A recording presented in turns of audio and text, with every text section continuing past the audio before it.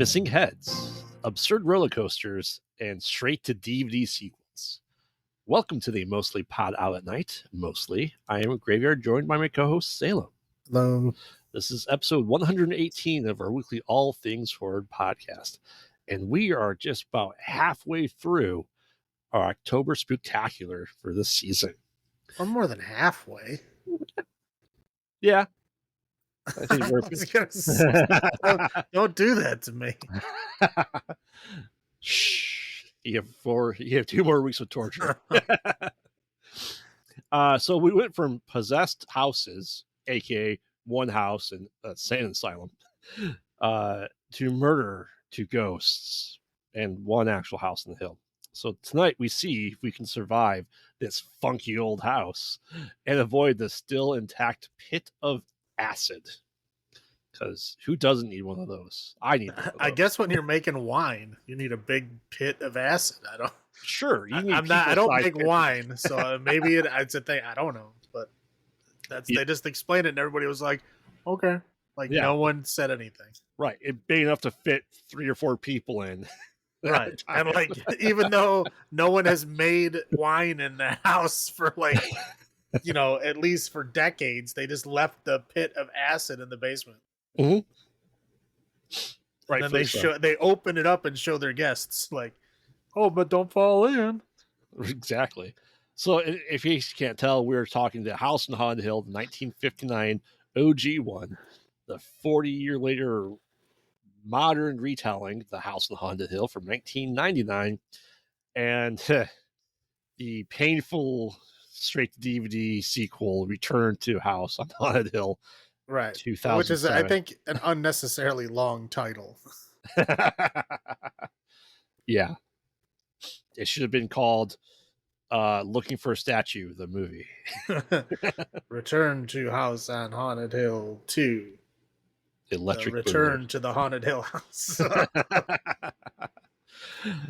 All right. Well, I'll go ahead and start with the OG 1959, which is a pretty short movie. And let's face it, not a lot happens in a way. It's more of atmosphere and tension than anything else. It's not there for... Yeah, the funny thing is the 1999 one is the longest one at an hour and 35 minutes.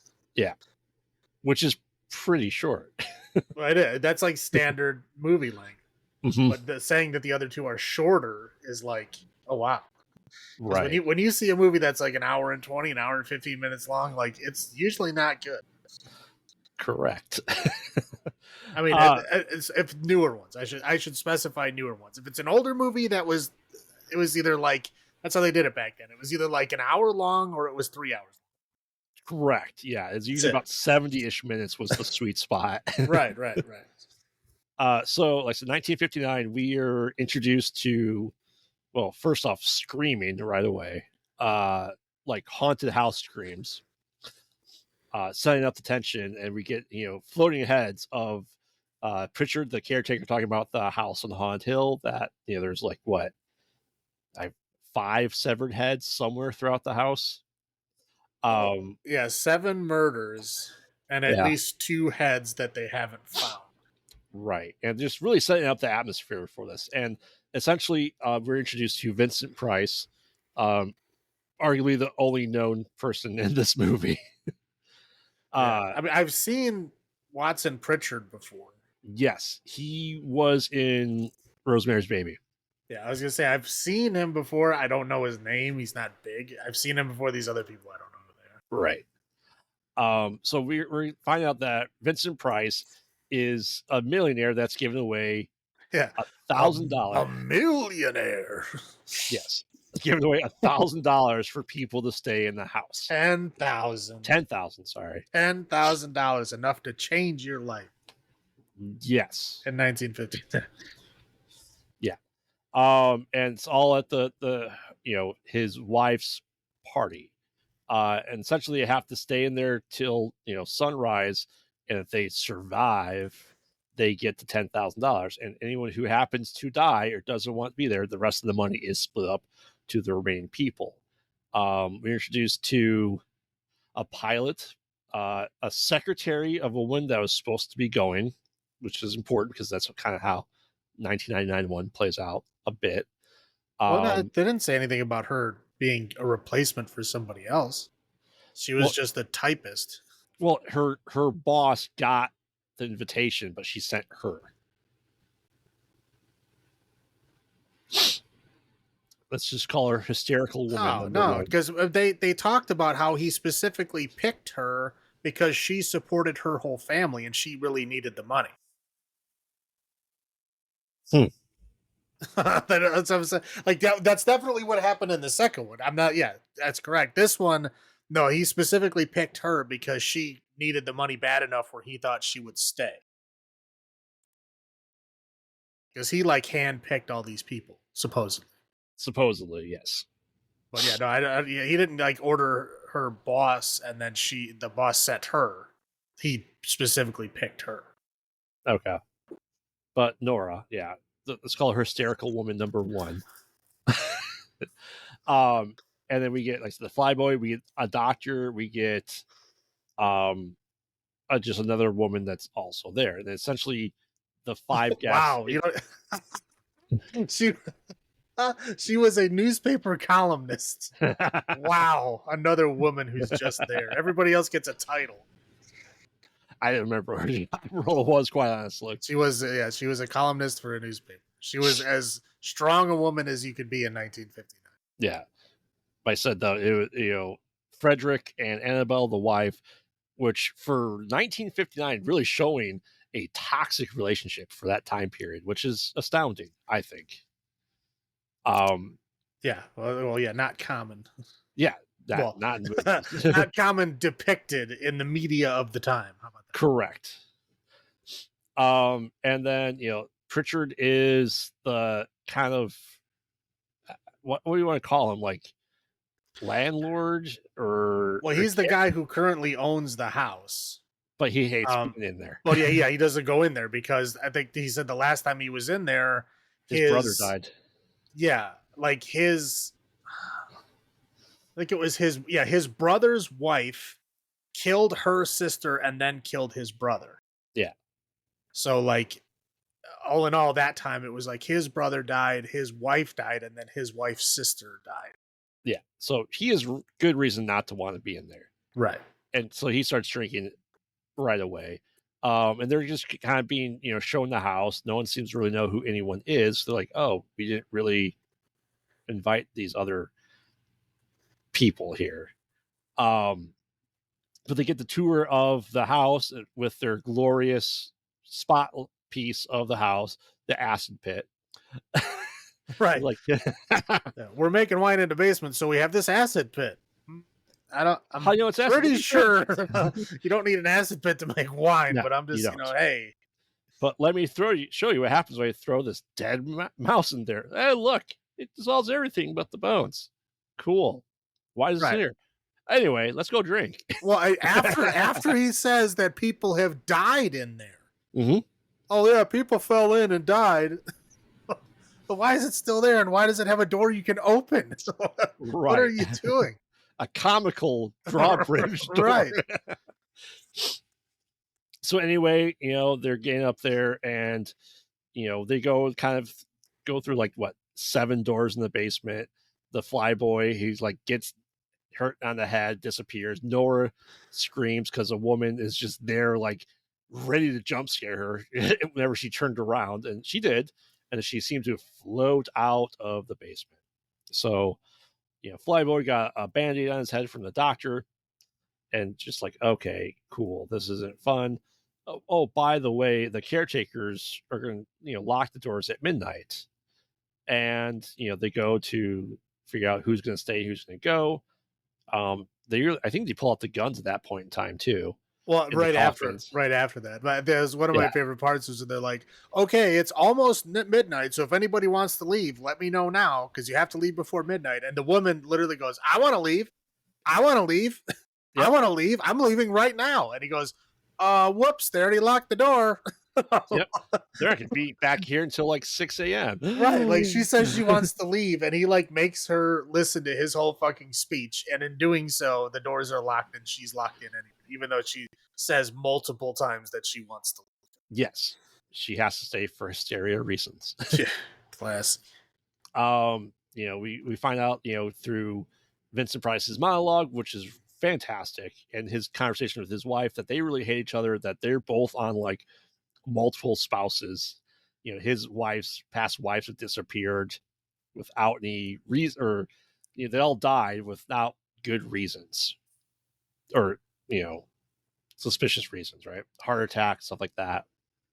Crazy stuff for their age. They open the party favors, which is miniature coffins with guns in each one. And like, okay, well, here's guns. Cool. Hope you guys survive. Sweet. Everyone starts kind of drinking heavily drinking, and they're just, kind of just exploring the house a little bit here and there, to the point where eventually the wife, comes down, and she's like, oh, I don't know who you people are. Just a little bit more exposition and more exploring the house. And eventually the Vince Price's wife is found hanging above the stairs, and like it kind of find her too late, and she's dead. They're like, okay, well, that's weird. She couldn't have lifted herself up there by pulling the rope. She's not that strong. There's nothing that she could have jumped off of, so this very odd that she's dead. And so everyone's quite suspicious of each other. So like, all right, well, let's all take the guns and we'll go into each other's rooms. And the first one out of your room is the murderer. And all the while, Pritchard's like, it's the ghost. I told you, it's the ghosts. So they kind of go in the rooms. The pilot and Nora have adjoining rooms that he's there just to protect her. And she is just getting more frazzled as the movie progresses. Eventually, people kind of sneak out of your rooms and go behind like this curtain to like almost like a holder wing of the house. Would you say that's what that it is? It just seems odd. Yeah, I mean, it was just it doesn't look like the hallway goes that way. Right. Yeah, get behind it, it does that. I mean, I think right before that was when the lady gets like choked out. Mm-hmm. Nora gets choked out in the basement, and she thinks it's the Vincent Price. And right. So then she goes back to the test pilot guy and is like, Vincent Price tried to kill me. Yep.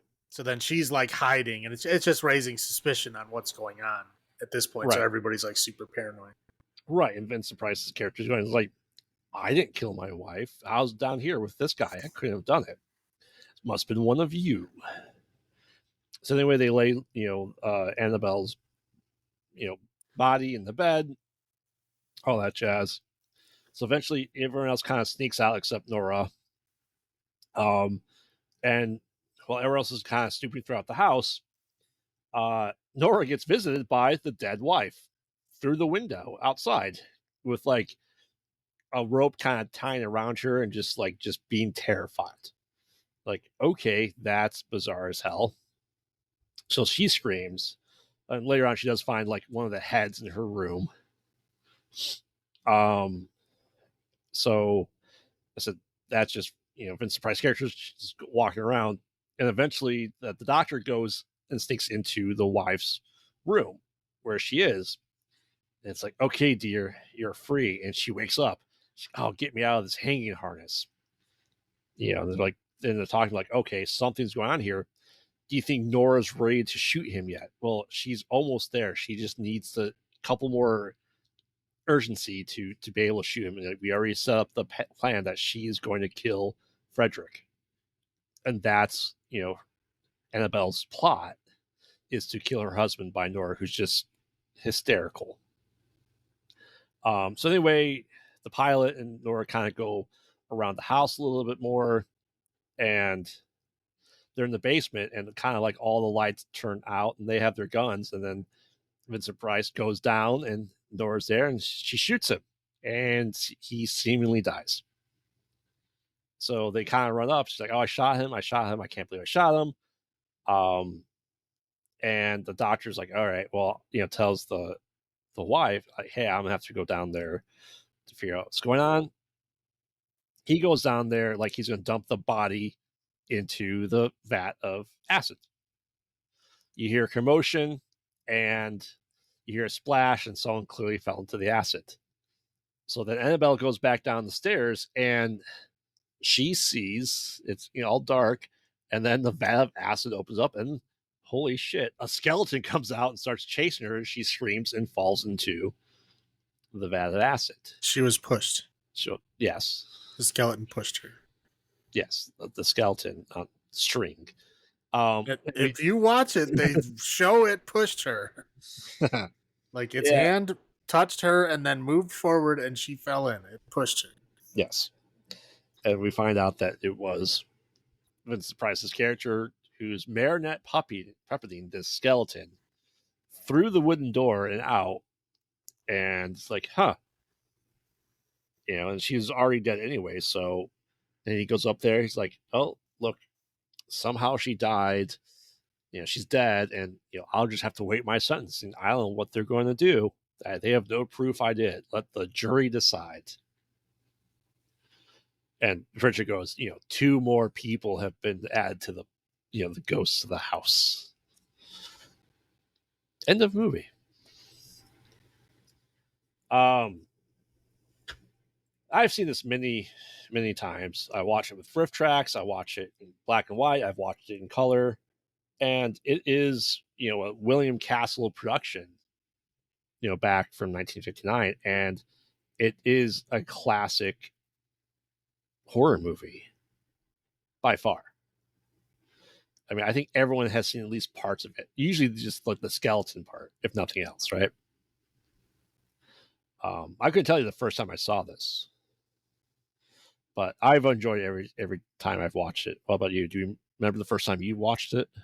No, I have no idea. I have no idea the first time.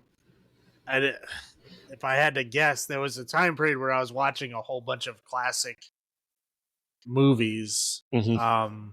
I don't know when. I mean, mid 2000s ish. When I was getting Netflix discs, still before they really had streaming. Right. As I was renting a lot of classic, like black and white movies, a lot of noir movies, but it was also some old classic horror movies. If I had to guess, it was probably around there. I mean, do you remember your first thoughts on it, or even with this rewatch, if it's been 20-ish years maybe since you last saw it?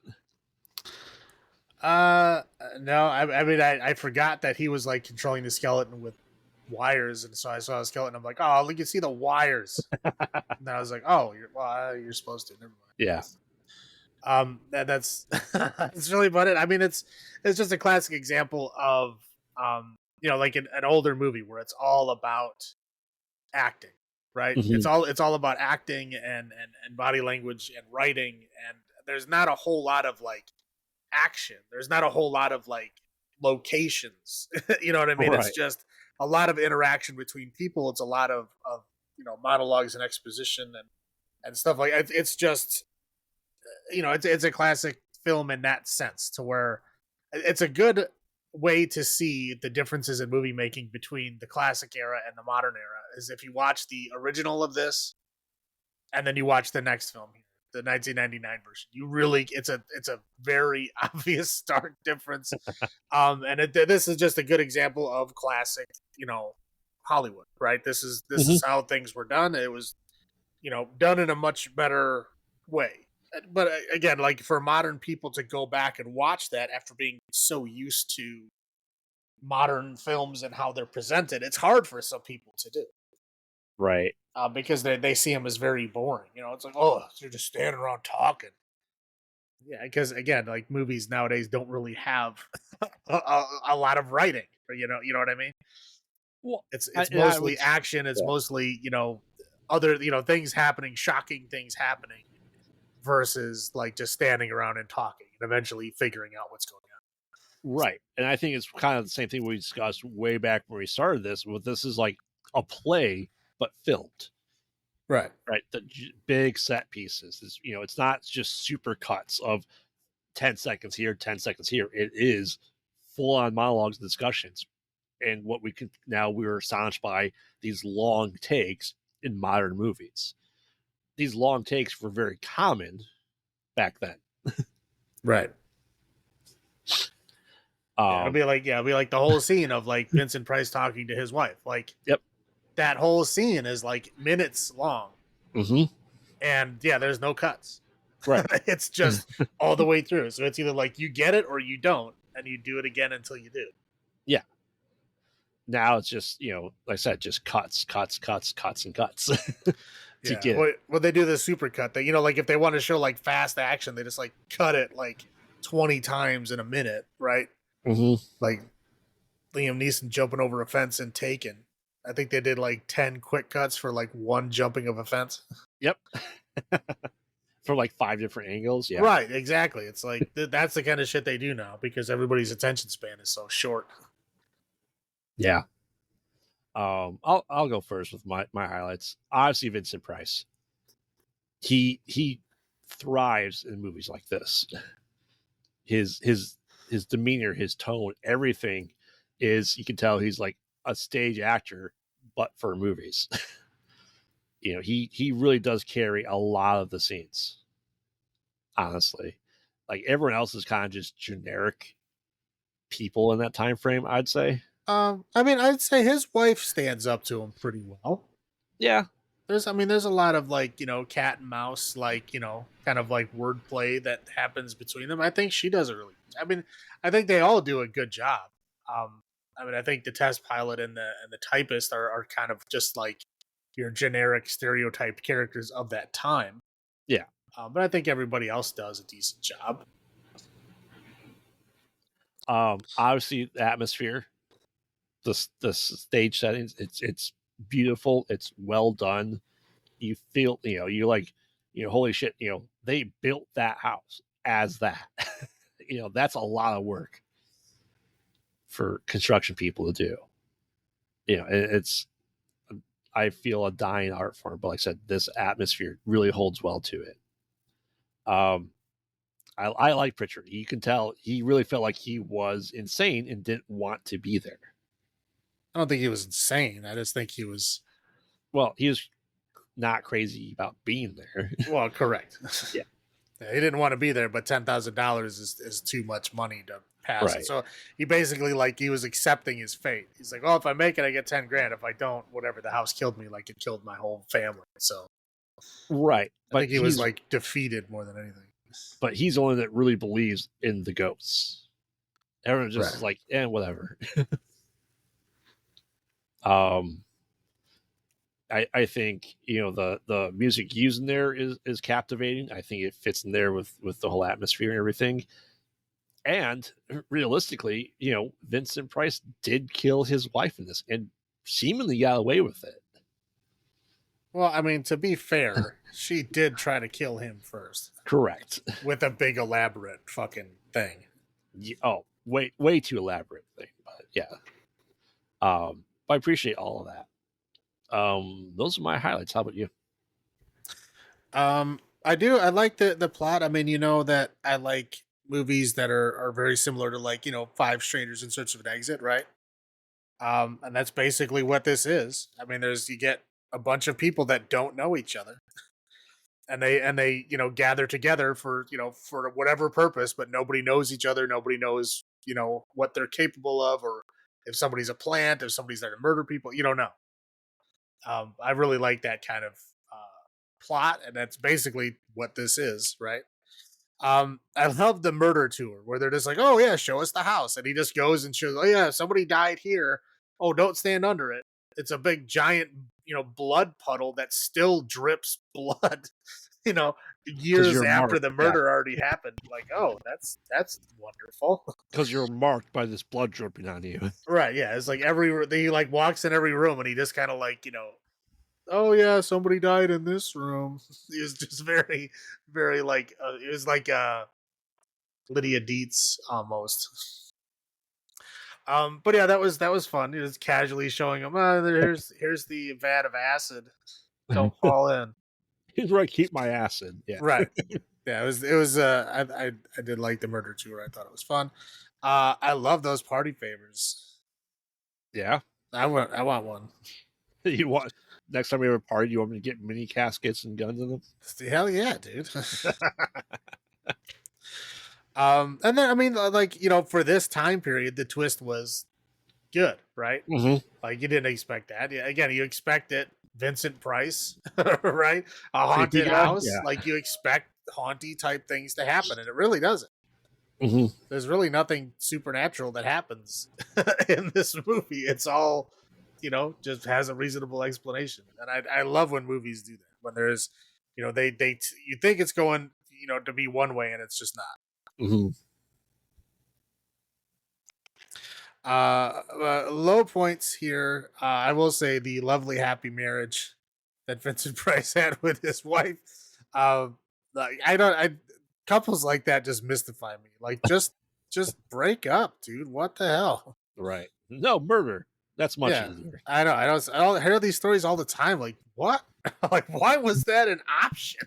Like I'm gonna hire somebody to kill my wife. Like what the fuck is wrong with you? Yeah. Anyway, yeah, it's like $10,000. Oh my god, that's enough to change my life. It's like, wow, $10,000 won't even get you a car nowadays. Like, well, I mean, 1959, that's a car and a house. well, yeah, I'm just saying you could buy a whole house with 10 grand, you know, in yeah. 1959. Yeah, I mean, there's a lot of like, you know, 50s era gender roles and stereotypes kind of displayed in this film, right? And there's really no hope for anybody. Like everybody is just what they are. Yep. Like the women are, of course, easily spooked, right? They have to be protected by men. They can't do anything themselves. It's 1959. I'm not going to complain too much. I'm just saying it's odd, disappointing to go back and see that kind of stuff, but it doesn't take away that much from the movie. It's just odd, right? And then again, why the fuck would you keep an acid bath yep. in your basement? Like an acid bath that has already killed one person, at least one person, and it, like just leave it there. Like what is wrong? Like I'm sure there's something you can do to like make it inert or something, or you know. Yes. Dear God, there's got to be something you can do. There is. But I mean, what kind of acid did you put in there, and how do you get that much acid? Well, how's the acid staying in there? Well, that's Dear God. Yeah. So that's all I got. Yeah, I agree. Definitely the vat of acid, and just like the showcase of it. Here's our vat of acid, where we, you know, dispose of bodies. Cool. Thanks. Yeah, Nora just being the hysterical woman, as you said, 1959. It's there. We need to have the ultra macho guy being, you know, a test pilot, so therefore he's extra tough, right? And unfortunately, though, with those archetypes of characters, there's not much room for growth as a character. I don't think anybody grows in this film. I don't. They're not really given enough space to grow. That's not really the story, right? Right. But yeah, he said it's 1959. That's what the way it was back then. I don't like, and I understand if the movie when you saw it in theaters had flying skeletons down, you know, strings and stuff like that. It's meant to invoke like a haunted house. I hate screaming in a movie, let alone just haunted house screaming. Like that is just annoying as hell to me. Yeah, if I was a skeleton, I'd want to push her in too. Shut up. Yeah. Like I don't know. You know, like it makes more sense the reaction to each other in the 1999 remake. I feel, and why she's so suspicious of her husband, of what he's able to do. So, but yes, if murder is not an option for you to get rid of your spouse. Divorce them, easy peasy. That's what I got for low points. Well, I mean, to be fair, he says if I would give you $1 million tax free for you to just walk away. But she says, "I want it all." And he says, "But you wouldn't take that, would you?" She's like, "No." He's like, "You want it all, don't you?" She's like, "Yes, I deserve it all."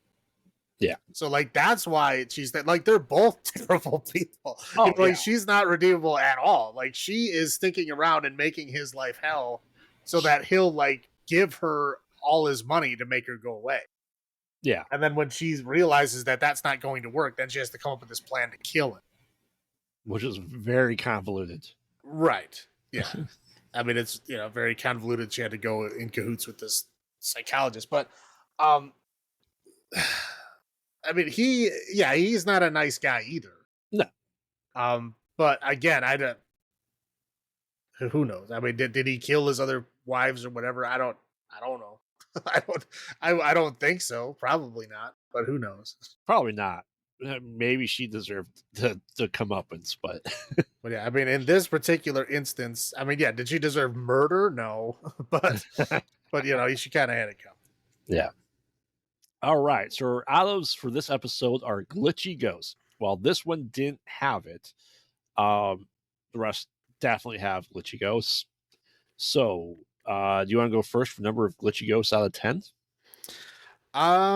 I mean, this movie is one of the big classics, right? Mm-hmm. I mean, this is like, you think about old Vincent Price movies, this is at the very least in your top 5, if not your number 1, right? I mean, this is like his classic film. So him being such a big name, this movie being such a big name and being as good as it is, I mean, it's really, I mean, it's great. I don't know.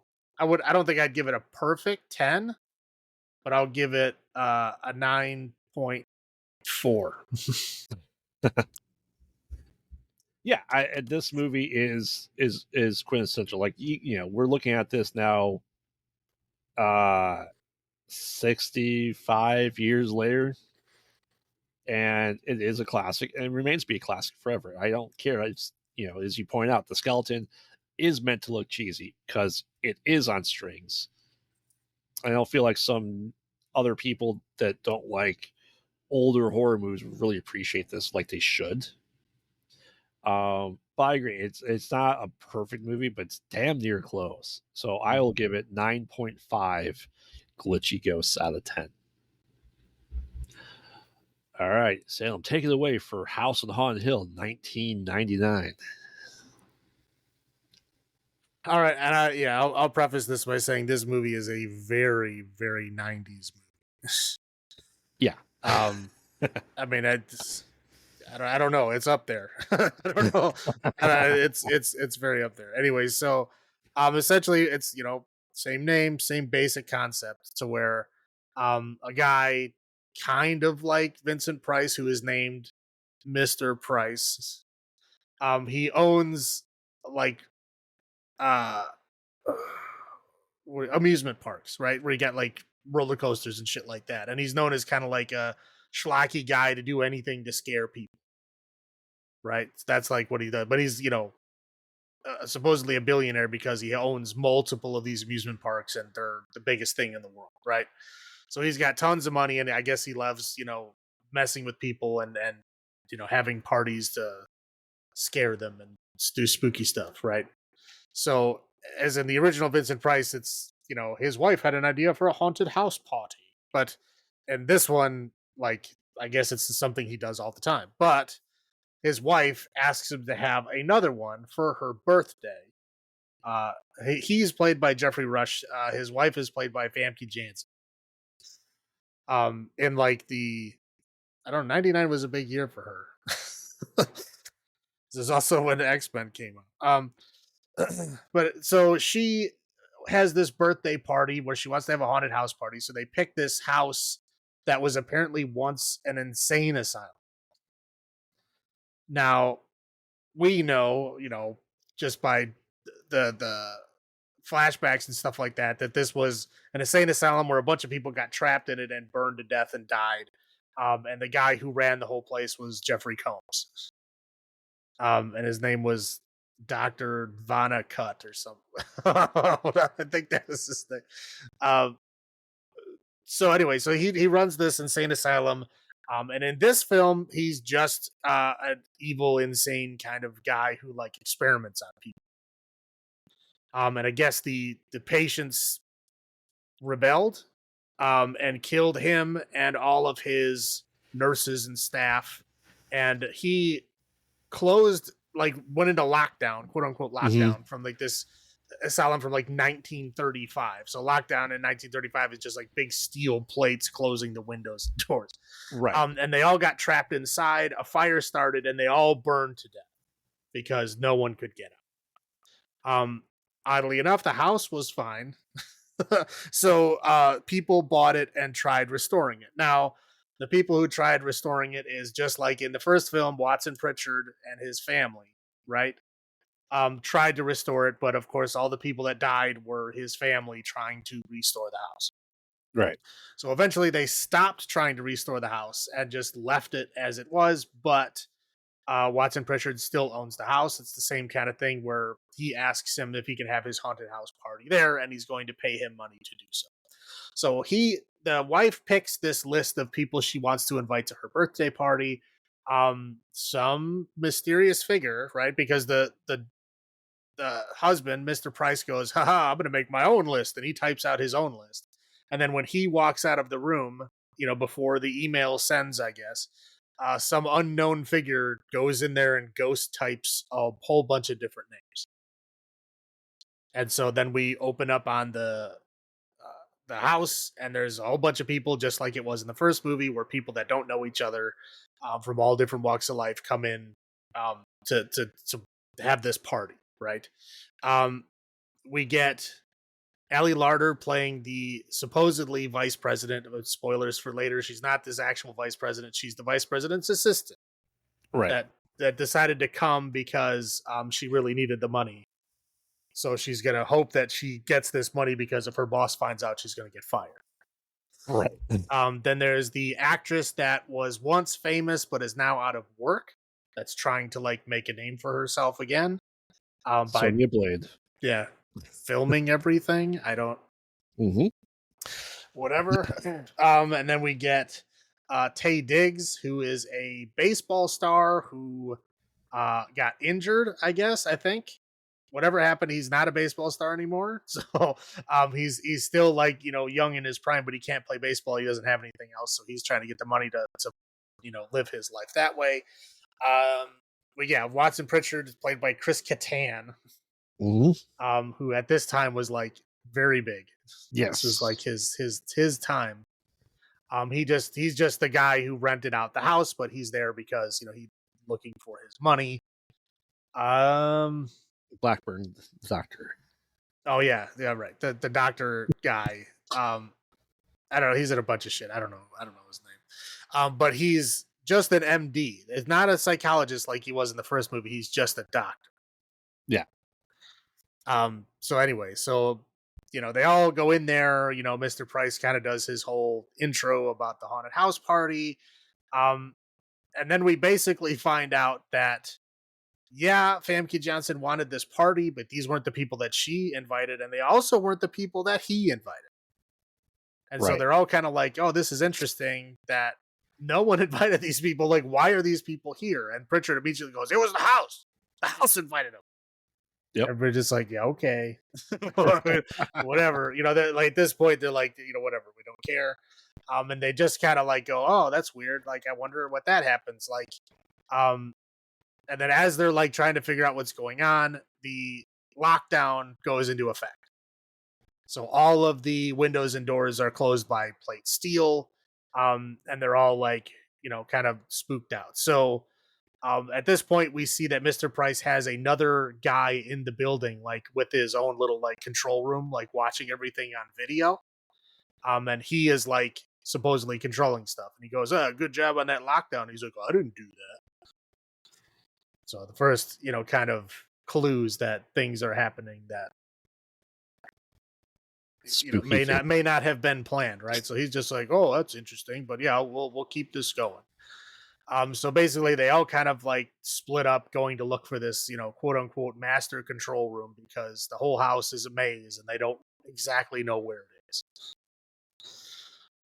So they kind of go off. Now, the first thing that happens is the girl that is filming everything, like, goes into a room and is filming like things happening on this like old timey medical bed, but the things aren't really there. She can only see them on the camera. Right. And it's Jeffrey like, Combs as the doctor. Right. Yeah, that Jeffrey Combs is the doctor doing terrible things to whatever's on the bed, but she looks around the camera and it's not actually there. She can only see it on the camera, and then, screams, and then she disappears. So people go down and they see her camera and blood on the ground, and then the blood trail goes like all over the walls and into the ceiling and then just disappears. And Pritchard is immediately like, "Oh, the house ate her." Yep, she's in the walls. Yeah, the house is alive. The house ate her. They're like, okay. So then the same kind of thing happens like in the first one, to where Famke Janssen, quote unquote, dies from this electric. They find like an electroshock room, and she ends up in the electroshock room getting electroshocked. And of course, the doctor goes, "Oh, yep, she's dead." And they, put her in this other room. And then he comes back a little later, injects her, fondles her, and sexually assaults her first, and then and then injects her with to wake her up. Like apparently she was just feigning death. So she comes back, and they're like, "Oh yeah, we're we were faking this whole thing. We're doing this to try to kill the husband or get rid of the husband, whatever." So she immediately then stabs the doctor. Right, because they need a body. Right, yeah, they need a body. Whatever, she shows her true colors that she is just stone cold. Right. So she stabs him to death, and then that's it. And then Jeffrey Rush, Mr. Price, gets stuck, or I guess that happened right before this. He gets stuck in like I don't know what the fuck that is. It's like an old timey like picture show room, but it's like to make you unsane.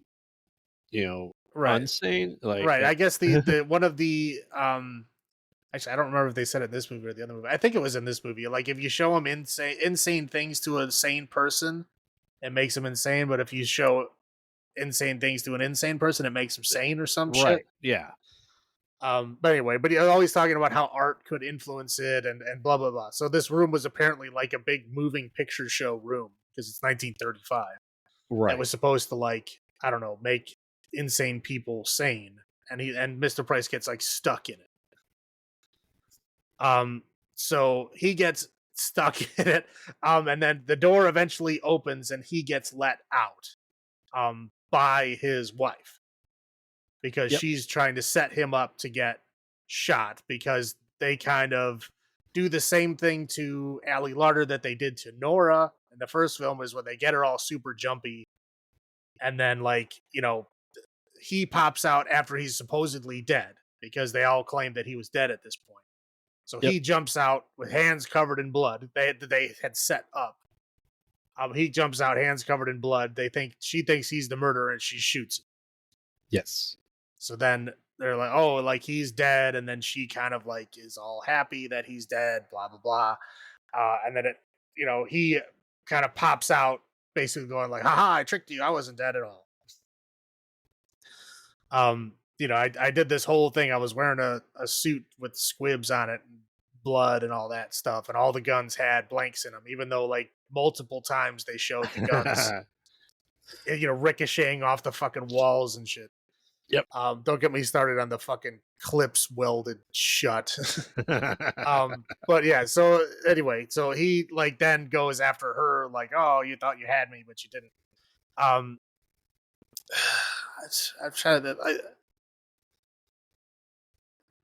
I know there's a part where they go in the basement and she thinks that the baseball player guy's like drowning in blood, but he's not. That's when we're kind of seeing where the house is like tricking people into seeing things that aren't there. Let's see. I know at the very end, because at this point it's just the four of them, right? It's Mr. Price, the wife, Eddie, the baseball player, and then Allie Larder, right? The only ones left. No, Chris Kattan's still alive. Oh, wow. The wife goes down to check on the dead body, and she's like, "Oh," he starts choking her out. "You're dead." And he knocks her into the wall, and then the black entity comes out of that wall that she falls through. Okay.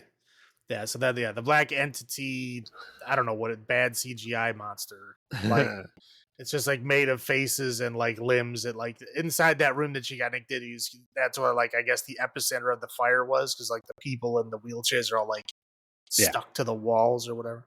Yep. So anyway, so it's chasing them all down. It takes Pritchard. It takes the wife. Yep.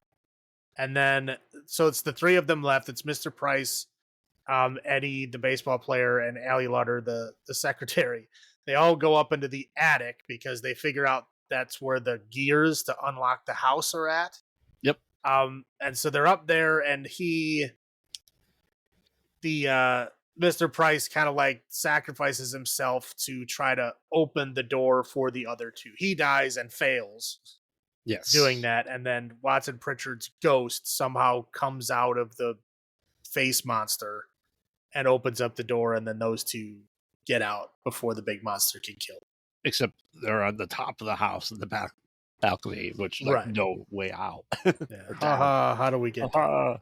Yep. And then there's an end credit scene where we see that the old-timey footage in 1935 of the hospital escape happening, that the people that were lost in the house were there and were killed by the inmates. So they somehow got like transferred through space and time to be in the original fire in the correct. Kind of like how Jack Nicholson's character was in the Shining picture from 50 years before that. Yes. Right. I think that's it. Yes. Now you have to talk about your little story we were talking about before. You thought you had seen this. Oh, right. Right. So yeah, like all the time, like whatever, because I know it's come up several times. Like, you've seen House on Haunted Hill. Yeah. Oh, yeah, of course I have. And like, you listen to the summary. Like, what's the summary? Like, oh, a bunch of people go to a haunted house and, by this guy who asks them to spend the night and then, see what happens, right? Okay, yeah, it sounds like the movie, right? Mm-hmm. No, the one I saw was The Haunting. Yes. With Liam Neeson, where he's a sleep doctor and he asks people to stay there for like reasons for insomnia or whatever. But that takes place in Hill House. Yes. so it's like the Haunting movie takes place in Hill House. It's a guy who invites a bunch of people he doesn't know to his house for an insomnia plan. So no, I did not see this film. I thought I did, but I did not. It's The Haunting. Now, I'm not the only one who made this mistake, because if you go to the Wikipedia page for the House on Haunted Hill 1999 or The Haunting, they both say at the top not to be confused with the other one. So like they're that closely related where even Wikipedia knows that people get confused. So I've not seen this before, even though I was like 95% sure that I did. So what was your first thought, especially now first time seeing it? Well, and you watch it back to back. First time, I'm like, this isn't the house. Like, the house I remember was like an old Victorian house that had a lot of red. Like, this isn't the right house. Yeah. Then I was like, 10 minutes in, I'm like, I've never seen this before. Yeah. So it was interesting. And then I'm like, oh, okay, I guess I'm in for a new ride then. And then I was just disappointed ultimately, because it's like you watch this one right after you watch the 1951 one, and it's just, again, you see the difference. 1959, it's all about acting. It's all about, like that physical presence. It's all about, monologues and interacting with other characters and writing. And then like this is all like super cuts and fucking bad CGI and fucking blood everywhere and people screaming and running around. Like it's like night and fucking day, right? It's the same basic story told in the filmmaking of their time. And it's like 1959, subtle kind of, all about writing and wordplay. And then this one is just all about fucking blood and people getting killed by a house. Mm-hmm. It's interesting. It's an interesting comparison. Yeah, this movie was one of the first DVDs I bought when it came out. And now I wasn't technically old enough to go see it in theaters, because my theory, you had to be 17 to go see an R-rated movie. But I knew someone that was working at the theater at that point in time, so I got in to see it. So, what's funny is I was actually working at a movie theater at this time. the late 90s. I worked at a movie theater, and I watched a lot of movies, and I didn't even bother going to see this one. So to me, this was kind of like the first horror movie in the theater for me. So yes, nostalgia is going to have a huge part in my scale for this. But I thoroughly enjoy this movie a lot. You know, I really haven't done the back to back like this before, and yeah, you can definitely see night and day stuff as you're talking about. But I easily rewatch this every Halloween. So, you know, there's nothing new to find. I'll just throw that out there after you watch it like twice. Well, yeah, I imagine. Do you want to start with your highlights first? Sure. Okay. I mean, it is an interesting cast, right? Mm-hmm. It's like a 90s cast. There's again, like Chris Kattan at the height of his Saturday Night Live fame. You got Taye Diggs back when everybody thought he was going to be the next Denzel, right? Mm-hmm. That didn't end up going anywhere. Allie Larder, everybody thought she was going to be huge. She kind of fizzled out. Famke Janssen, she kind of like fell out, right? I mean, I think she retired from acting after the X-Men stuff. I believe she just like left. And I know she came back for a couple little things, but I know there was a while there where she said she was retired. And then Jeffrey Rush, and I think this is right before Pirates of the Caribbean, right? About 4 years ahead, yeah. Yeah. So I mean, he's always been a great actor, and I know he's like been an award-winning actor, but I think he came into the mainstream, I think, for just about everybody when Pirates of the Caribbean came out. So this is like right before that. Yeah. So it's an interesting cast. I'm not going to say everybody did a good job. Like Jeffrey Rush did a fantastic job. I think Famke Janssen did a passable job. You know, she did what she was supposed to do.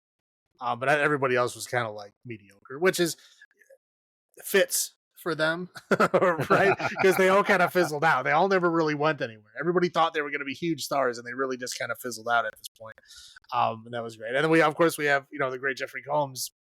I think it's a crime against nature. He doesn't even talk in this film. Like, correct. We barely see him.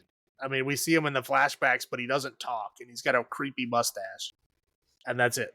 He like does creepy walks, and he like looks in a camera a couple of times, and that's it. Like, hey, sometimes looks at the camera with a knife. Right. Yeah. I mean, he shows up more in the next film, which is sad, and he still doesn't talk in that one either. He screams.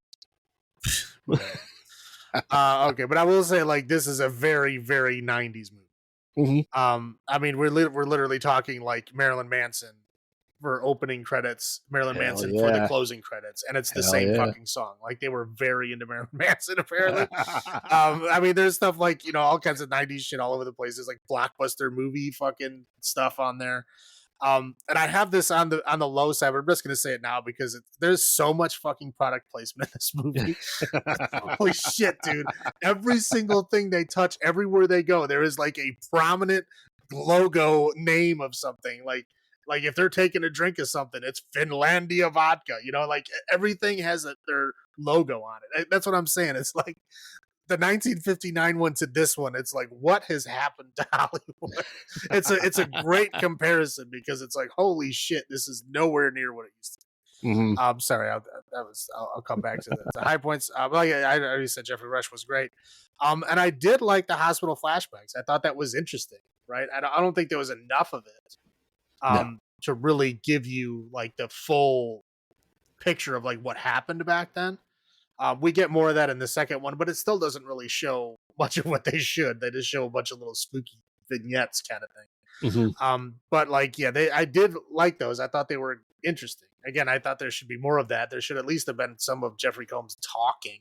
Well, I really feel like these vignettes were the start of Glitchy Ghosts. Yeah. I mean, it's about this time. It's very possible. But yeah, again, I just that was one of the better parts of the film, and it's a crime that he didn't talk because I mean, like, yeah, he's creepy enough physically, but I think he's more creepy when he talks. Like, I think that's what he's really known for, and it's just odd that he doesn't talk at all. I'm sure his paycheck was just as big, and he was fine with it. But yeah, it's just odd. But that's all I got. All right.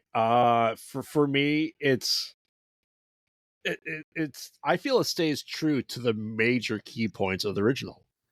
Like we discussed this earlier today, and off screen, but I'm just like, is it a unnecessary remake? I don't think so.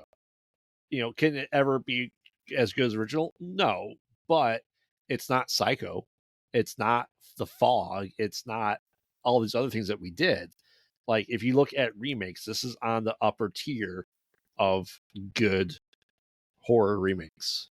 So, and I said the key points are still true to the OG, down to the tiny coffins with guns. You know what I mean? Yeah, so with clips welded shut. But the plot points are the same. They just got to it different ways. I immediately after seeing this movie, I go, Jeffrey Rush, he seemed like he'd be a good Vincent Price replacement if they ever did more of his stuff. I think he could have played that character well enough. He's that good of an actor to do it too. I think he has the ambiance of Vincent Price. I thought it was funny that there's a ghost in the machine. The house was using the internet. Cool. Can you get to an online computer? Yeah, I mean, the internet was still mystical in 1999. I get that, but the thing that really pissed me off, okay, a little spoiler for one of my low points here, is that they specifically say in the beginning of the movie, as soon as the lockdown happens, none of our cell phones work because of the metal plates, right? Do you have a house phone? No, there's no phone lines in this building. They fucking said that. There's no phone lines in this building. So even if it was a ghost that go on the internet, how the fuck did it go on the internet? Right. Okay, like if you're gonna fucking have a hacking ghost, at least have a functional fucking phone line. Maybe the phone is broken or whatever. That's fine. But like, you can't say there's no phone lines because then you just killed your own plot. Yeah.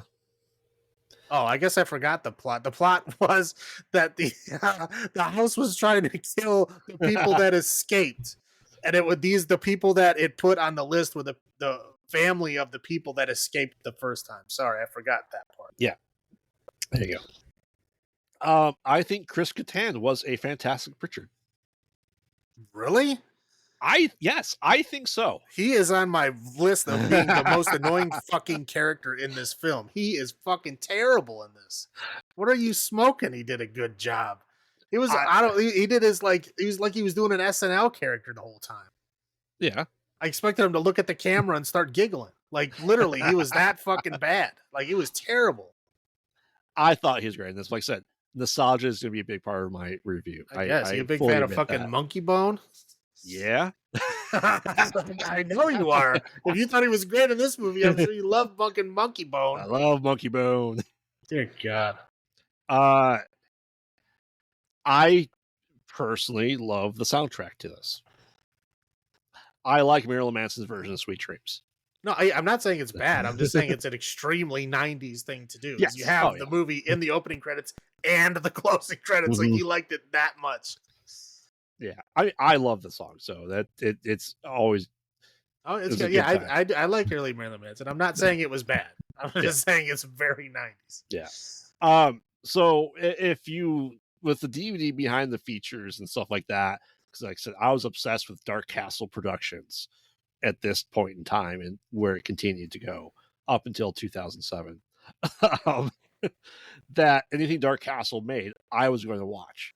And so I determined, like, all right, now we have a good modern take of horror. That being said, the CGI of the entity is atrocious, but the way they did it is fascinating beyond hell to me. Essentially, what they did was they took naked people and made the model for the entity. So it's like people do like the body paint where you can make it look like a animal or a scenery, right? That was the original plan for the original entity. So they use that as a basis. So I thought that was interesting, personally, just because knowing behind the scenes stuff for it. Yeah, I'm sure that came from a good place. I mean, it just looked like shit. Yeah. I said it didn't look like shit when they were doing the behind the scenes stuff. No, I'm sure it didn't. It does now. Correct. Back then, you thought it was awesome. We all know that. I'm sure. I'm not denying. Yeah. I'll roll into my low points. The impractical roller coaster. You're gonna have a car continuously go off the rails to where? How do you get it back? Like, that seems an absurd waste of things.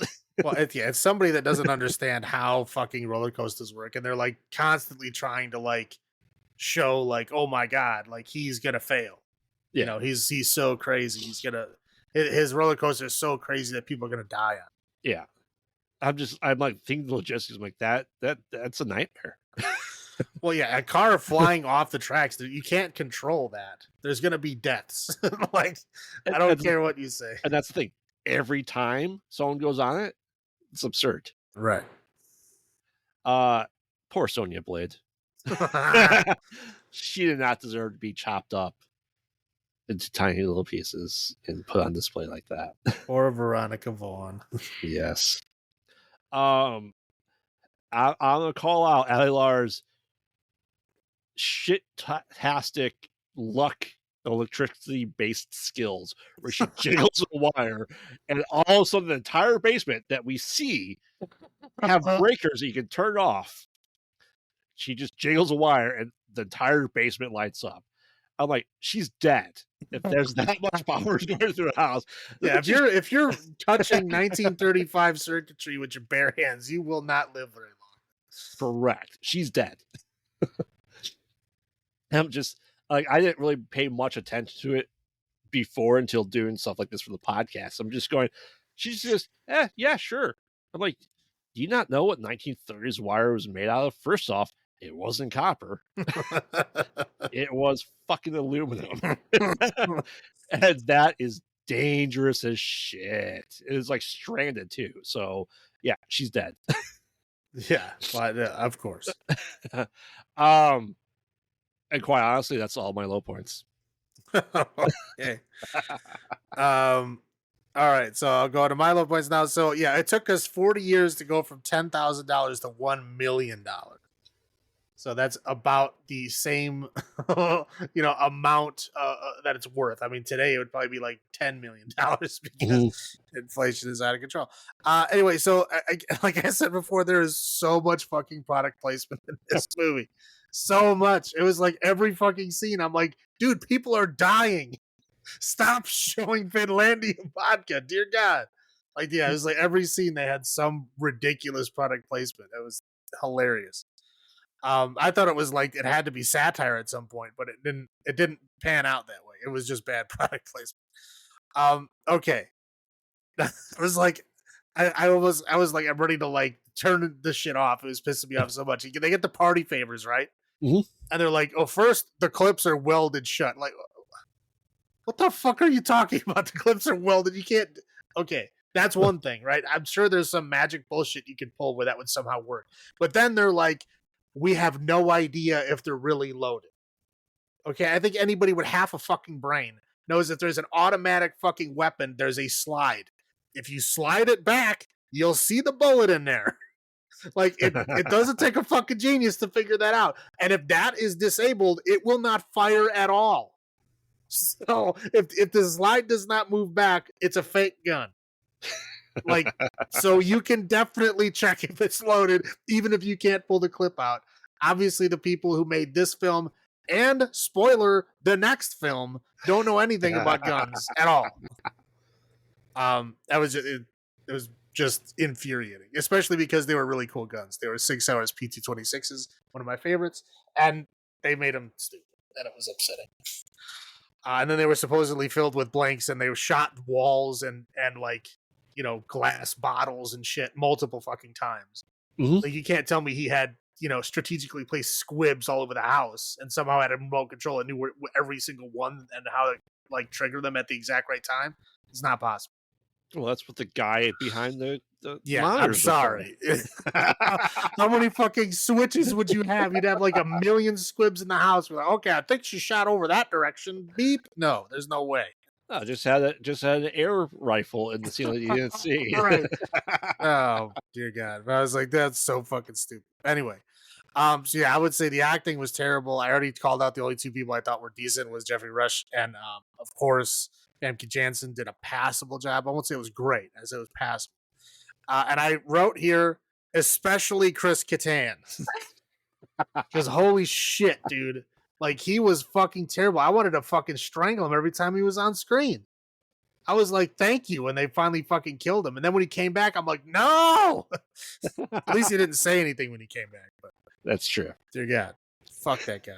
And then yeah, of course, the internet ghost house, which we already talked about. Like, one, there's no fucking landlines, so if somehow the ghost can leave its own property, why the hell does it need to bring people in if it can leave? But again, like if it's gonna hack a computer, it doesn't need to like visually show it typing things out. Like it can just, change the binary as it's transmitting. If it's a hacker house like you think it is. But of course that darkness effects thing was terrible. Yeah, it was bad. It was like getting corrupted by bad CGI. Like I'm sure that would kill you too, for sure. Oh yeah, it looked like a video game. Like it literally looked like a video game at the time. It was not great. That's all I got. All right, I will go first for number of glitchy ghosts out of 10. I have a feeling this will be one of the movies that we disagree on tremendously. What a shock. I like I said, I really love this movie. I think it's a 9.0 out of 10 for glitchy ghosts. I don't think anything's ever going to change my mind for this. What about you? Okay, it's not the worst movie I've ever seen. It's not. I mean, it's a good example of filmmaking at that time. There is some fun stuff in here. Mm-hmm. I'm not going to say it's totally bad, but it's not good. Do I want to watch it again? No. Like not really at all. But like, I mean, it's not terrible. So I'll give it 5.25. Glitchy ghosts out of 10. Oh man. All right.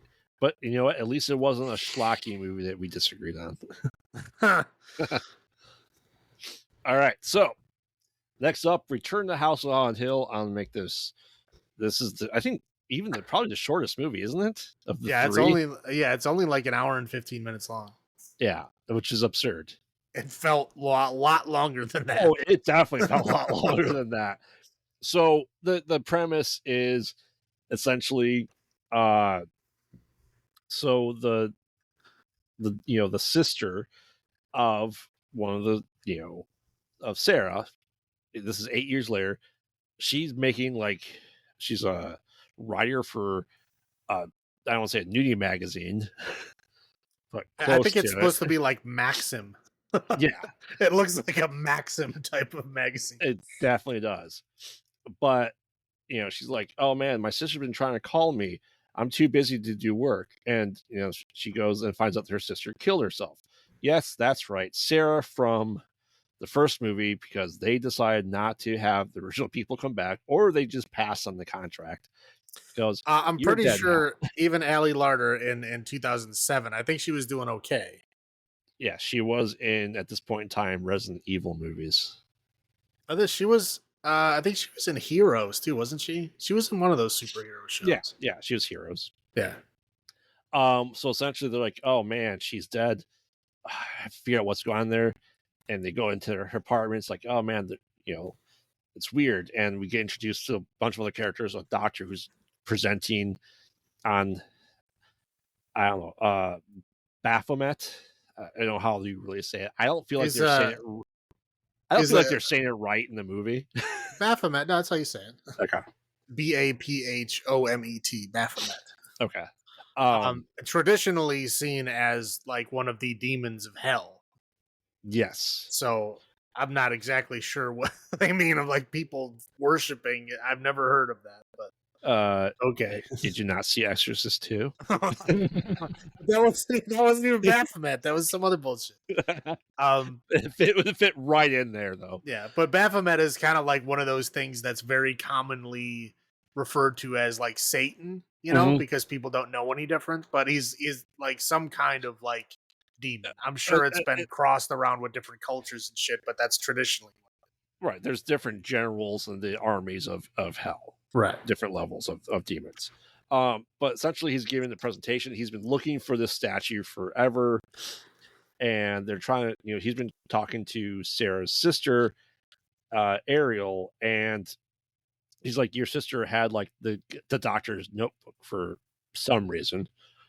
Yeah, I don't know Jeffrey when Combs she got is, it. yeah, Jeffrey Combs is doctor's, sure, why not, movie.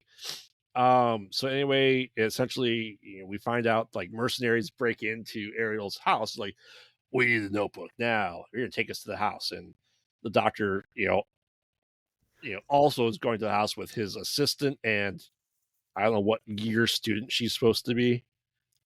I don't know. I think they were trying to insinuate that she was a graduate student. Yeah.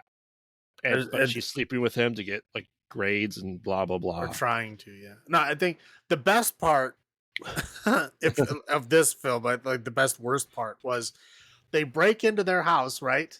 They physically threaten them, hold guns on them to find out where this journal is. And the funny thing is they found the fucking journal because she dropped it on the floor. Yep. As soon as they walked in. So they had the journal before they even started threatening her. Uh-huh. And they were threatening her like, you know more than your sister does. Like, okay, you have the fucking journal. That's what you came here for. What the fuck are you still doing there? And then, again, it freely admits to murdering her sister. Yeah. After they have the journal, freely admits to murdering her sister. And then when they go, okay, we're just going to go to the house to find this. We have the notebook. We have everything we need. Okay. But we're not going to kill you because I don't want to get caught. Yep. What the fuck are you talking? What are you talking about? She has no idea who the fuck you are. Right. You're a mercenary. You're not going to be physically tied to this murder in any way. What the fuck? You already killed her sister. You already showed that murder is not a thing for you. What? Again, that to me, like at that point was when I decided that this movie was complete bullshit. I mean, it was stupid before that point, but at that point I'm like, that doesn't make any sense. Yeah. It literally doesn't. It's an excuse to get her and her boyfriend into the film, but it doesn't make any sense. Yeah. So anyway, they all go there. Everyone meets up. The mercenary team of dicks. The doctor is Bang Toy and his assistant, and the younger sister and her boyfriend. And they're like, "Oh man, you're all here. Like, what are you doing here?" Well, you should know. One of you's helping us. And lo and behold, it's the girl that the professor is hooking up with. Haha, I am bad. Right, okay, I'm sorry. I'm going to keep interrupting because this shit is so fucking ridiculous to me. The only scene we have of her, right, is like when she's watching the fucking presentation that he's doing. She's literally doing this shit like, over in like Indiana Jones, the first one, when she's got like I love you written across her fucking eyelids. She's literally doing that to him. Yes. Like while he's fucking doing the presentation. As soon as the presentation is over, she jumps in his office and is trying to bone him immediately, right? Yep. He is like, I got shit to do. He's not literally like into this. She is like forcing herself on him and gets very angry when the other guy interrupts them. Yeah. That's the only scene we have of her in the movie.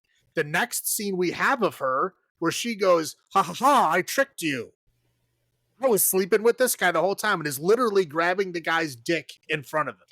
Yep. Sick burn, lady. Like, you were the one that tried to bone him, and now you're boning this other guy? Like, I don't think this insult is coming off like you think it is. No. You know what I mean? Like, you went out of your way to try to, like, bone a guy when you kind of, I guess, already had the information. Mm-hmm. So what the fuck were you doing? I don't know. What is the point? And then the other guy, okay, you know that she's just there as a turncoat, right? Like, she literally just betrayed her, like, professor, the only like friend that she has or whatever, and that she betrayed him to get this, I guess, quote unquote hot mercenary guy that she's boning. And then what is his response to that? Here's a gun. Yep. And then, sorry, spoiler for the next part of this. Why don't you go off and search the house with the professor you tried to bone by yourselves? Yes. Genius move. Like this movie has completely lost logical sense. And we're only like 15 minutes. Right. Yeah. This is still the beginning. This is still the setup. Nothing has even happened yet. Yeah. Yeah. So anyway, they go and they're like, oh, we're not gonna get locked down. So let's go to this giant gear that's 8 feet tall and shoot it. Right. Like these gears are like 2 foot of 2 foot thick solid fucking steel, and they have like MP5s which shoot 9mm. Yeah, that will show that hardened steel. Full auto 9mm and 2 foot thick steel cogs, and then it stops. I'm like, dude, did anybody check for a lever or a fucking button? I mean, you could literally have taken another piece of metal and stuck it in the gear. Would have done a lot better than shooting it a bunch of times. Hey! In fairness, the entity screamed doing a shot in the gears. All right. I was just blown away. I was like, this movie was written by idiots. Yeah. So I think they determined that it's like 12-hour timer set, that it's every 12 hours or something stupid like that locks and stuff like that, so they can't get out for some stupid reason. But we just, as people are exploring this house for this demon Baphomet statue, we get more glitchy ghosts and scenes of people getting ghost visions, either by making out with 2 women or getting eviscerated by a hand through a wall. He still gets a vision for some reason. I don't know why. I was trapped in the wall. That's why I want to kill you. Yep. Cool. Thanks, Mr. Ghost. Yeah, and like essentially, it's alluded to that. Okay, the unnecessary background of the head doctor in the insane asylum in 1935, right? We know people doing sick shit in the 60s, right? But this 1935 is not the golden age of mental illness, mental health for sure. But no. He was a good doctor until the statue came into the house and it drove him crazy and everyone else is crazy. So that's the reason the house is evil. Is because the demon statue. Okay. That's how these things go. Yes. So they're like, all right, we gotta find all this shit. So more generic mercs are killed off, and eventually they all get back there. Like, oh man, what are we gonna do? Oh, the house is open. We can leave. No. Oh wait, starts to automatic shut down again, and then Arrow dives out of the door, and she escapes. Right. And she goes to the car looking for shit. She's like, wait a minute, I thought he was supposed to be out here, because one of the mercenaries stayed out with her boyfriend, and he got mysteriously called in over the walkie-talkie to come into the house. And she's like, oh man, my friend's still there. And the house goes, you're right. You should also come back in. Let me open the door for you. And no one tries leaving. Right. Yeah. No one. Point in time. No one was like going, oh, look, she just made it out. No one was close enough to see the door open again. Yeah. God. How'd you get back in? The door open? Oh, okay. Yeah. So anyway, they're trying to figure out with the statue. The Traitus woman, she gets, I guess, killed by her face being sliced off a little bit. I don't think it kills you, but at least Jeffrey Combs did something in this movie. Yeah, he flexed his muscles. Yeah. So anyway, they're trying to figure out where it is. And she gets, they're like, oh wait, there's a way out of this house. It's through the basement, through this drainage system. They get there, they can't open the bars, or they can't fit through the bars. Like, cool. Imagine that. The people in the insane asylum not being allowed to escape. It's almost like they thought of it. Like, oh, that sucks. There's this other tank that was here. Let's go look at the tank. And instead of the vat of acid or the vat of blood, now we have a tank of water where, like, she's in there and there's ghosts appear, and the professor's assistant gets drugged to his death underneath the water. That's weird. Oh, by the way, when I was being touched, I was given a vision of where it is. And it's through one of the furnaces in the house, and they make their way through the furnace. They find it through the vision she had. Like, oh my god, this looks organic. It must be the heart of the house. Okay, so now not only is the house essentially the house from the house, but has organic organs attached to the Baphomet statue that then drove people crazy. And I'm just saying this, the entity is nowhere to be seen in this movie, by the way, from the first one. Right. No. Yeah, it's not there at all. Correct. They're like, oh man, well, if we can't fit through the house, maybe the statue can, so we'll essentially flush it. Right? But is that what they did? I wasn't paying attention by this point. Yeah, the head douchebag merc gets burned alive. We have one of the UFC fighter or MMA fighter get quartered by sheets and splatters into just blood. The rest of his body just disappears except the blood. The professor attacks like, I've been looking for this forever. You can't have it. He's clearly possessed by Vannacut, right? So essentially then he's figuring out what's going on there. She's like, oh wait, I'm good, and puts the Baphomet statue in the sewer, and as it leaves the house, everyone that was being trapped there is now gone because this evil statue was flushed out to the cliff edge, essentially. So the only people that end up alive is Sarah's sister and her boyfriend. End of movie. Until you talk about the post-credit scene because it's so weird, right? Yeah, the post-credit scene is like typical like horror movie thing where like a couple is making out on the beach. And I gotta say, this is the only thing this movie has done that I haven't seen before is like nudity in a post-credit sequence. Never seen that. Like, yeah, he full on takes off her top, full shots of everything, extended shots of everything. And then she's like, "Oh, I'm laying on something in the sand," and it's the Baphomet statue that they find. Yes, and they're like, "Oh, I wonder if it's worth something." And then and then cut. Yeah, that was something else for the Plants trilogy that we never got. Yeah, thankfully. I'll go with my first thoughts and rewatches. I have seen this movie. I can tell you, the only part I remember is the idol going down the drain. That's funny because I just watched this and I don't even remember that happening. But I was, again, I watched most of it, but I was like very distracted especially towards the end. I'm like, whatever. I'm done with this. Yeah, this movie came out. I was so excited because I love the original so much. The remake 99 one. I'm just going, okay, this is stupid. I watched it in 2007, and here I am 17 years later going, I'll remember the idol being dumped out of the house because it was that stupid. Of everything else that happened. Now, this movie like blew my brain out with the complete logic breaks that were happening in the beginning, and I'm just like, I can't do this. This movie it's broken me. Yeah. I will go first for my highlights.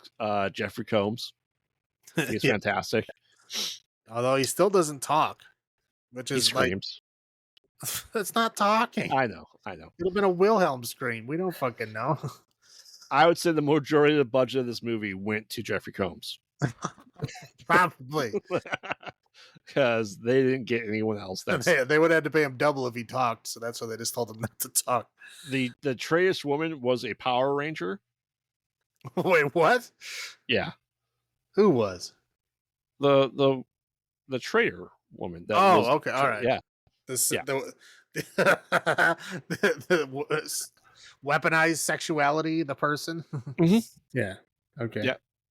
That's the only person I know from this movie other than Jeffrey Combs. I think I've seen the lead merc guy somewhere.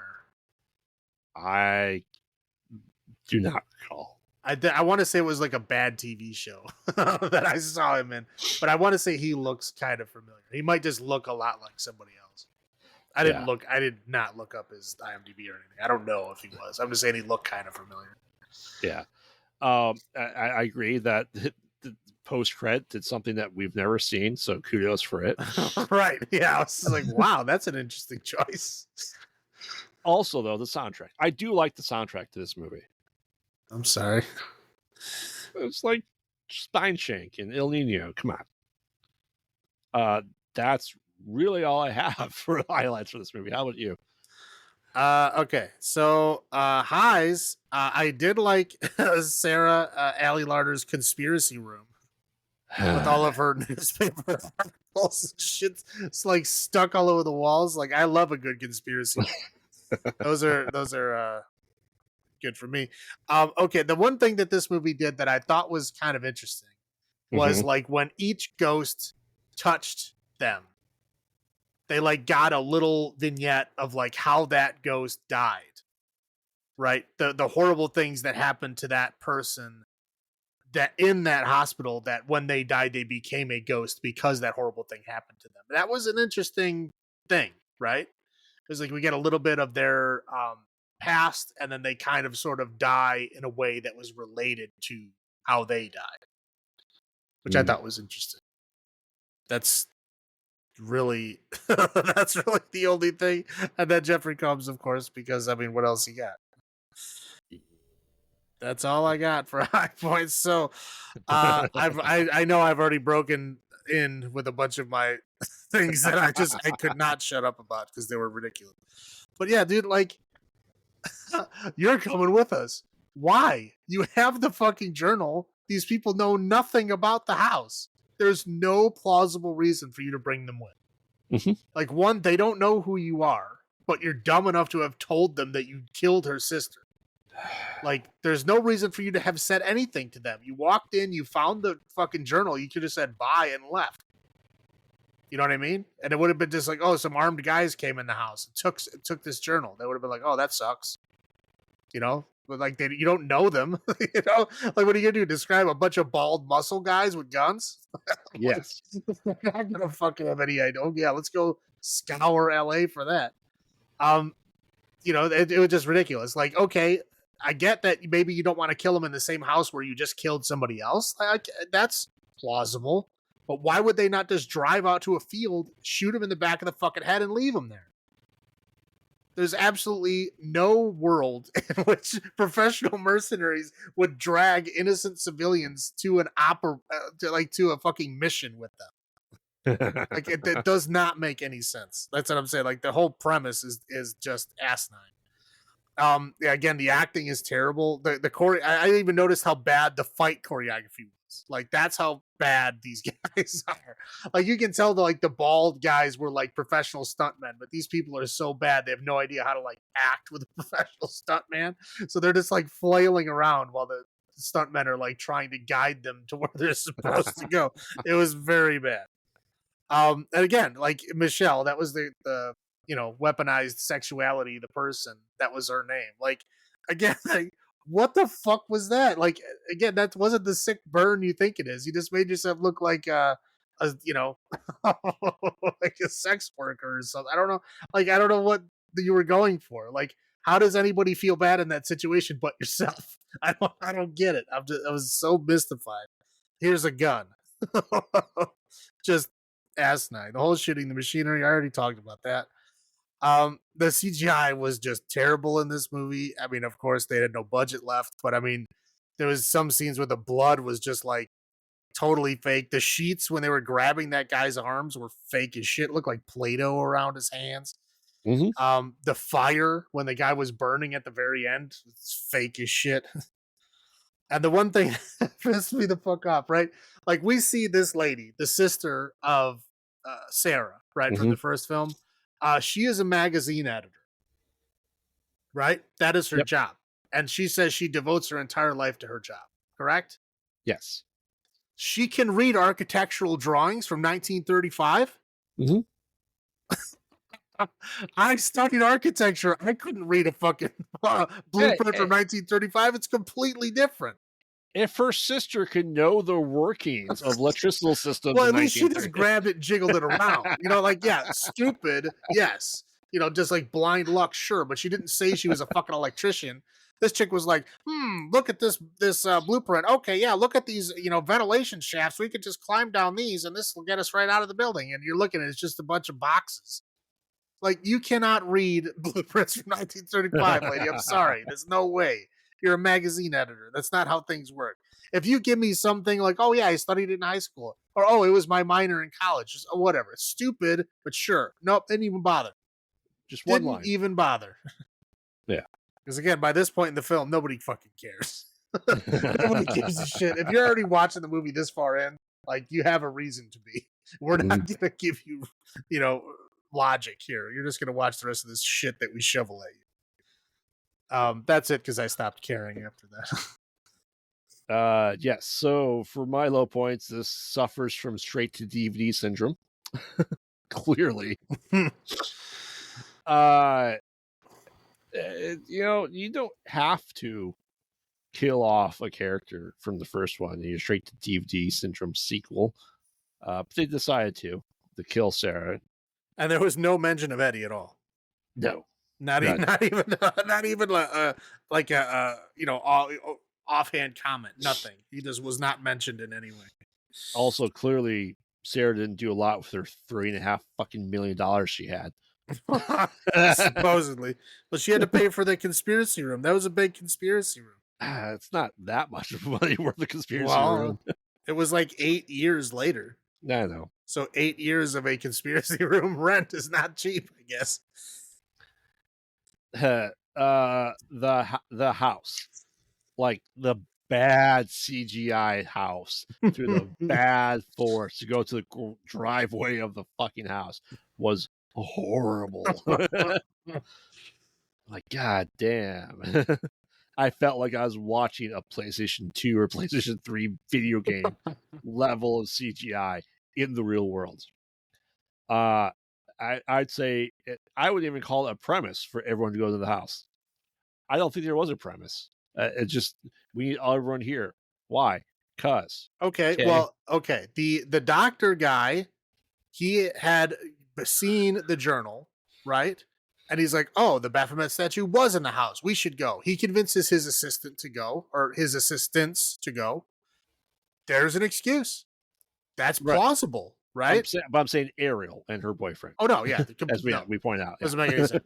That whole fucking scene doesn't make any sense. Like, you go there looking for the journal, and the writing puts it on the floor in front of them as soon as they open the door. Mm-hmm. So why did they just grab it, say thank you, and walk away? I don't know. Right. Nothing would have happened, and then they would have gotten to the place and they only got to deal with the old man and his assistant. Mm-hmm.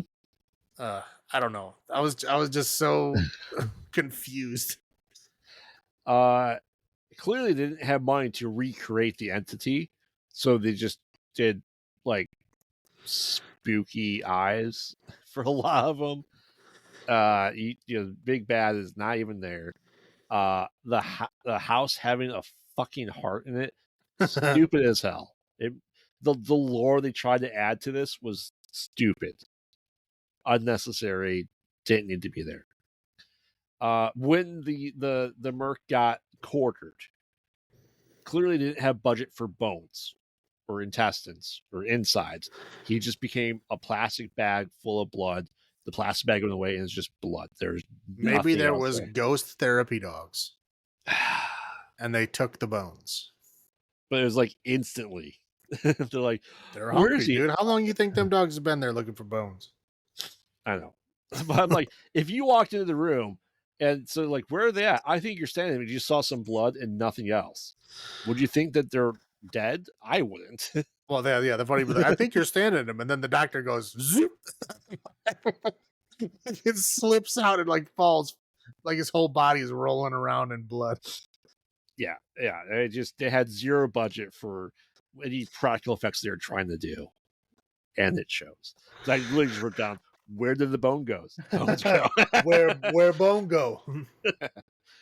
It just, it's at this point in time, I was decided that Dark Castle was done making good horror movies. And I just go, yeah, I was burned by it, and I never really went back to it. So, did they ever make another one? No.